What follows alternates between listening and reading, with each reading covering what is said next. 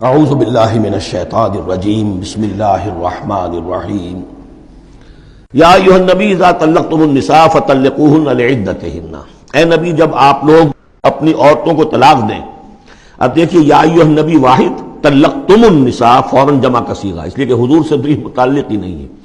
حضور کو تو مسلمانوں کے نمائندے کی حیثیت سے اور معلم کی حیثیت سے اور ہادی کی حیثیت سے خطاب کیا گیا، اصل میں مسلمانوں سے ہے کہ جب تم طلاق دو اپنی بیویوں کو فطلقوہن لعدتہن، تو ان کی عدت کے حساب سے طلاق دو۔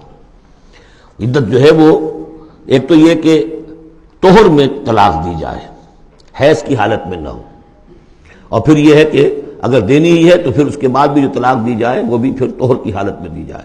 اس طریقے سے جو بھی قوانین ہیں، وَأَحْصُوا الْعِدَّةَ، عدت کا پورا لحاظ رکھو۔ وہ عدت اس طریقے سے بھی ہے کہ مطلقہ جو ہے جو عدت اس کی ہوگی اس کے اندر وہ کوئی اور شادی نہیں کر سکتی، البتہ عدت پوری کرنے کے بعد وہ آزاد ہوگی۔ عدت اس اعتبار سے بھی ہے کہ اگر طلاق رجعی ہے تو وہ اسی عدت کے اندر شوہر واپس اپنی بیوی کو لوٹا سکتا ہے، اور اگر وہ ایک یا دو طلاقیں تھیں، طلاق بائن ہو گئی ہے، ان کے درمیان سیپریشن ہو چکی ہے، تب بھی وہ بغیر کسی اور حلالے وغیرہ، جس کو ہمارے ہاں کہتے ہیں کہ عورت کے لیے ضروری نہیں ہے کہ وہ کسی اور سے نکاح کرے پھر وہ طلاق دے تو سابق شوہر سے اس کا نکاح ہو، بلکہ یہ کہ وہ دوبارہ نکاح کر سکتے ہیں اگر صرف دو طلاقوں کے بعد عدت ختم ہوئی تھی۔ تو یہ تمام قواعد و ضوابط ہیں۔ واتقوا اللہ ربکم، اور اللہ کا تقوی اختیار کرو جو تمہارا رب ہے۔ لا تخرجوہن من بیوتہن، انہیں مت نکال باہر کرو ان کے گھروں سے کہ بس غصے میں آئے ہوئے ابھی طلاق بھی نکل جاؤ میرے گھر سے، یہ نہیں، یہ قطعاً غلط بات ہے۔ اس کی عدت ہے اور اس عدت کے اندر وہ تمہارے ہاں رہ سکتی ہے، تمہیں رکھنا ہے اسے اپنے ہاں۔ ولا یخرجن، وہ خود بھی نہ نکلے، الا ان یاتین بفاحشۃ مبینہ، البتہ اگر کوئی کھلی بے حیائی کی بات ہوئی ہے، کوئی بدکاری کی ہے عورت نے، وہ معاملہ اور ہو سکتا ہے کہ اس میں کوئی سختی کی جائے، عام حالات میں نہیں۔ وتلک حدود اللہ، یہ اللہ کے حدود ہیں۔ ومن یتعد حدود اللہ، اور جو اللہ کی حدود سے تجاوز کرے گا، فقد ظلم نفسہ، تو اس نے تو اپنے اوپر بڑا ظلم کیا۔ لا تدری لعل اللہ یحدث بعد ذلک امرا، تمہیں نہیں معلوم کہ شاید اس کے بعد اللہ تعالیٰ کوئی نئی صورت پیدا کر دے۔ غصے میں آ کے ایک طلاق دی، بیوی ابھی عدت کے اندر گھر ہی میں ہے، ہو سکتا ہے کہ وہ غصہ ختم ہو جائے، اسی میں ایک ہی طلاق دی تھی رجوع کر لیا جائے، اللہ تعالیٰ کیا پتہ ہے، اور کوئی حالات ایسے پیدا ہو جائے، نئی صورت پیدا ہو جائے کہ اس سے آگے بات بگڑے ہی نہ۔ فَإِذَا بَلَغْنَ أَجَلَهُنَّ، البتہ جب عدت پوری ہو گئی ان کی جو میعاد ہے، سے اب تمہیں فیصلہ کرنا ہوگا، فَأَمْسِكُوهُنَّ بِمَعْرُوفٍ أَوْ فَارِقُوهُنَّ بِمَعْرُوفٍ، یا تو اب طے کر لو کہ اگر رجوع کرنا ہے تو بس اپنے گھر میں روکو، لیکن بھلے طریقے سے، یہ نہیں کہ انہیں ستانے کے لیے کہ جو روک لیا جائے، اور فارقوہن، یا پھر ان کو چھوڑ دو، ان سے علیحدگی اختیار کر دو، وہ بھی بالمعروف، بمعروف دستور کے مطابق بھلے طریقے سے۔ وَأَشْهِدُوا ذَوَيْ عَدْلٍ مِّنْكُمْ، اور اس رجعت اگر تم رجوع کر رہے ہو تو دو اپنے گواہوں، دو اپنوں میں سے جو معتبر لوگ ہوں، جن پر اعتماد کیا جا سکتا ہے، انہیں گواہ بنا لو کہ میں نے طلاق دی تھی، اب میں اس کو رجوع کر رہا ہوں، تو یہ دو گواہ اس کے ہیں۔ وَأَقِیمُوا الشَّهَادَةَ لِلَّهِ، اور یہ گواہی قائم کرو اللہ کے لیے۔ ذالکم یوعظ بہ، یہ ہے جو جس کی نصیحت کی جا رہی ہے، من کان یؤمن باللہ والیوم الآخر، اس شخص کو کہ جو ایمان رکھتا ہو اللہ پر اور یوم آخر پر۔ جیسے ہم نے دو جگہ دیکھا کہ حضور کا اسوہ حسنہ ہے، لیکن کس کے لیے؟ اپنی جگہ تو وہ اسوہ حسنہ کاملہ ہے، لیکن اس سے استفادہ کون کرے گا؟ من کان یرجو اللہ والیوم الآخر وذکر اللہ کثیرا۔ حضرت ابراہیم اور ان کے ساتھیوں کی زندگی میں بھی اسوہ ہے، کس کے لیے؟ من کان یرجو اللہ والیوم الآخر۔ اسی طرح یہاں فرمایا ذالک یوعظ بہ، یہ وعد اور نصیحت تو کی جا رہی ہے، لیکن کس کے لیے؟ من کان یؤمن باللہ والیوم الآخر، جو ایمان رکھتا ہو اللہ پر اور یوم آخر پر۔ اب اس کے بعد اس سورہ مبارکہ میں یہ بڑا عجیب مقام ہے اس اعتبار سے قرآن کا۔ عجیب کے معنی کیا ہے؟ دل لبھانے والا، حسین۔ یہاں اللہ کے تقوی کا جو مقام اور مرتبہ واضح کیا جا رہا ہے، اللہ کی نگاہ میں اگر واقعتاً حقیقی تقوی ہے، صحیح تقوی ہے، قلب کا تقوی ہے، جیسے کہ حضور فرماتے تھے اپنے دست مبارک سے 3 مرتبہ آپ نے اشارہ کیا اپنے سیرہ مبارک کی طرف، التقوی ہا ہونا، التقوی ہا ہونا، تقوی یہاں ہوتا ہے۔ دل میں تقوی ہے تو تقوی ہے، باقی لباس اور وضاقت یہ ساری متقیوں کسی بنا لی اور اندر کا معاملہ نہیں ہے تو یہ بہروپ ہے، یہ تقوی نہیں ہے۔ لیکن حقیقی تقوی ہو تو پھر اس کا کیا مقام ہے؟ اب دیکھیے پہلی بات آ رہی ہے، وَمَن يَتَّقِ اللَّهَ يَجْعَلْ لَهُ مَخْرَجًا، جو شخص اللہ کا تقوی اختیار کرے گا اللہ اس کے لیے راستہ پیدا کر دے گا۔ جہاں بالکل نظر نہیں آئے گا کہ کوئی راستہ اللہ راستہ پیدا کر دے. بالکل نظر نہیں آ رہا تھا موسیٰ کے ساتھیوں کو کہ اب کیسے بچیں گے, پیچھے لشکر آگے آگے سمندر ہے, اللہ نے راستہ پیدا کیا. خود حضرت ابو بکر کا جو حال ہو گیا تھا کہ حضور اگر انہوں نے ذرا بھی دیکھ لیا, نیچے اپنے قدموں کی طرف بھی نگاہ ڈالی تو ہم نظر آ جائیں گے, آپ نے فرمایا لا تحزن ان اللہ معنا, راستہ نکالتا اللہ. پھر حضور گئے طائف, لیکن وہاں سے خالی ہاتھ آئے. مدینے میں اللہ نے خود ہی کھڑکی کھول دی, 6 آدمی ایمان لے آئے, آپ گئے ہی نہیں اور وہاں انقلاب بھی آ گیا. عظیم. اس اعتبار سے اللہ مخرج پیدا کرتا ہے. تم صحیح طریقے پر چلتے رہو, تقوی اختیار کرو, صحیح راستے پر جد و جہد کرو, یہ کام اللہ پر چھوڑو. کب اسے منظور ہے اس کا کامیاب ہونا؟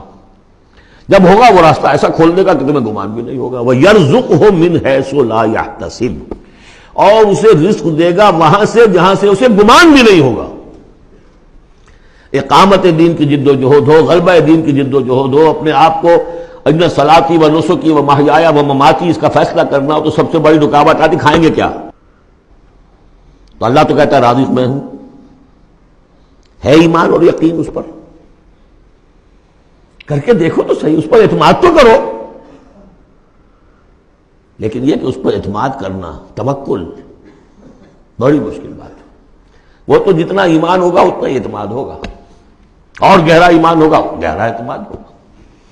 وَمَن يَتَّقِ اللَّهَ يَجْعَل لَّهُ مَخْرَجًا وَيَرْزُقْهُ مِنْ حَيْثُ لَا يَحْتَسِبُ وَمَن يَتَوَكَّلْ عَلَى اللَّه فَهُوَ حَسْبُهُ. یہ تو ابھی تقویٰ والے کی بات ہے کہ وہ وہاں سے رزق دے گا جہاں سے اسے ملے گا بھی نہیں, اور جس نے اللہ پر توکل کر لیا تو وہ اس کے لیے بہت کافی ہو جائے گا. توکل کر کے تو دیکھو, حسبہ, وہ اس کے لیے کافی ہے. یہاں تک فرمایا ہے حدیث میں, من کان فی حاجت اخیہ کان اللہ فی حاجتہ. اگر کوئی مسلمان اپنے کسی بھائی کی ضرورت پوری کرنے میں لگ رہا ہے, اپنا وقت صرف کر رہا ہے, اللہ اس کی ضرورت پوری کرنی شروع کر دیتا ہے.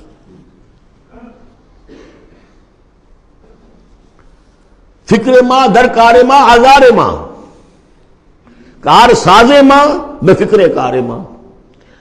یہ فارسی شاعری کے اندر یہ دینی حقائق ہیں. کار ساز ماں بے فکر کار ماں, میرا کارساز میرے کاموں کی فکر کر رہا ہے, میں نے اپنے آپ کو اس کے کام کے لیے لگا دیا. وہ دنیا میں بھی ذرا سا بھی کوئی شریف انسان ہوگا, آپ اس کے ہو جائیں, وہ آپ کو چھوڑ دے گا پھر کہیں؟ شرافت ہو, مروت ہو اس میں. آپ اللہ کے بن کر تو دیکھیے, پھر وہ کارساز ہے. کارساز ماں بے فکر کار ماں, فکر ماں در کار ماں آزار ماں. جب میں اپنے معاملات کی فکر خود کرتا ہوں, کوئی نہ کوئی ٹھوکر کھاتا ہوں, کوئی نہ کوئی غلطی کرتا ہوں, آزار اپنے سر کے اوپر پیدا کر لیتا ہوں. اپنے آپ کو حوالے کرو. اس کا نام ہے تفویض الامر الی اللہ. افوض امری الی اللہ ان اللہ بصیر بالعباد. ان اللہ بالغ امرہ, اللہ تعالیٰ تو اپنا معاملہ تو پورا کر کے ہی رہتا ہے. وہ تو دین کو غالب کرنا ہی ہے. کون اس کے اندر نفع کما گیا, کون محروم رہ گیا, یہ ان کی قسمت ہے.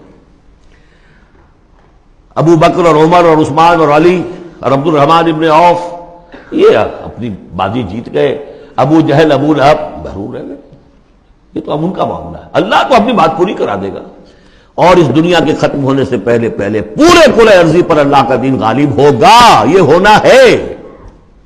دیکھنا یہ ہے کہ تم اس بہتی گنگا میں کو ہاتھ دھونے کو تیار ہو یا نہیں, یا تم محرومین کی فہرست میں اپنے آپ کو لانا چاہتے ہو. بس اپنا تن من دھن لگا دو اس کے اندر. تمہاری ہڈیوں کا چورا ہو کر بھی اس نئی تعمیر کی بنیادوں میں اگر لگ جائے تو بہت بڑی کامیابی ہے. قد جعل اللہ لکل شیء قدرا, بہت عمدہ مقام ہے. اللہ نے ہر چیز کے لیے ایک اندازہ مقرر کیا ہوا ہے. کب اللہ کی مدد آئے گی یہ بھی اس نے طے کیا ہوتا ہے. You have to qualify, pre qualification conditions ہیں, تب مدد آئے گی. یوں نہیں آتی مدد.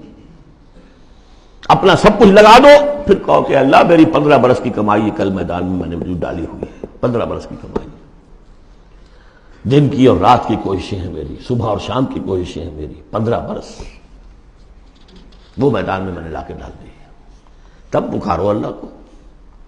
اپنا مال بچا کے رکھنا ہے, اپنی مستقبل کو بھی بچانا ہے, اپنی اولاد کو بھی بچانا ہے, اور اللہ کا دین غالب ہو جائے. کہیں نام لکھا کے کسی جماعت میں شامل ہو کر بڑا تیر مار دیا, گویا کہ اللہ تعالیٰ تو جانتا ہی نہیں.